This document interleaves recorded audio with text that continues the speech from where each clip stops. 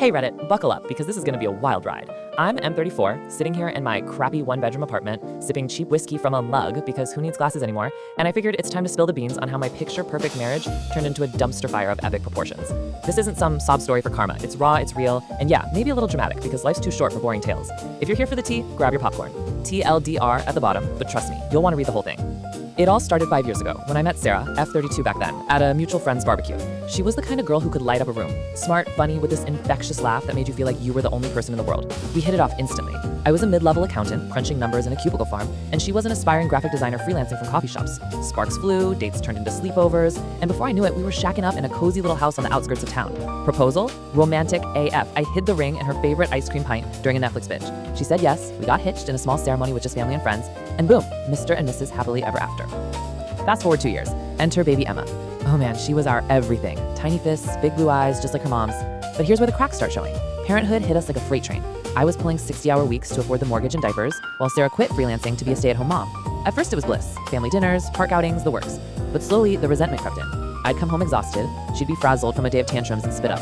Conversations turned into arguments. You never help. I'm busting my ass to provide. Classic stuff, right? One night, after a particularly brutal fight over who forgot to buy milk, spoiler, me, Sarah dropped the bomb. I feel like I'm losing myself, Jake. I need more than this. I brushed it off as mom fatigue, promised we'd take a vacation soon. But nope, that was the seed. She started going out more. Girls' nights that stretched into the wee hours. I'd wake up to an empty bed, Emma crying, and Sarah stumbling in smelling like wine and someone else's cologne. Red flags? More like a whole parade of them. Cut to 6 months later. I'm at work, phone buzzes. It's a text from an unknown number.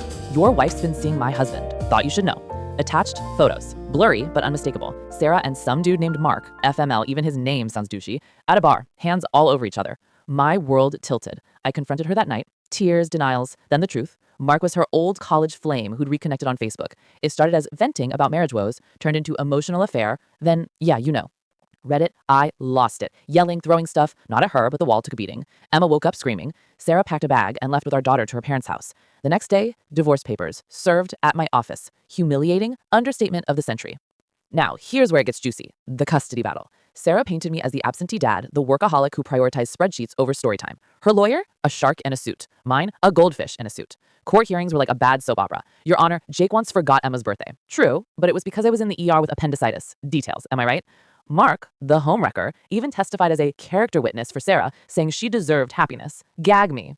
But plot twist, during discovery, I found out Sarah had been siphoning money from our joint account to fund her dates with Mark. Thousands. Gone on hotels, dinners, even a weekend getaway while I was on a business trip.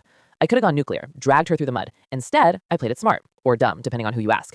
I agreed to joint custody, no alimony, and let her keep the house. Why? Because Emma, that kid didn't deserve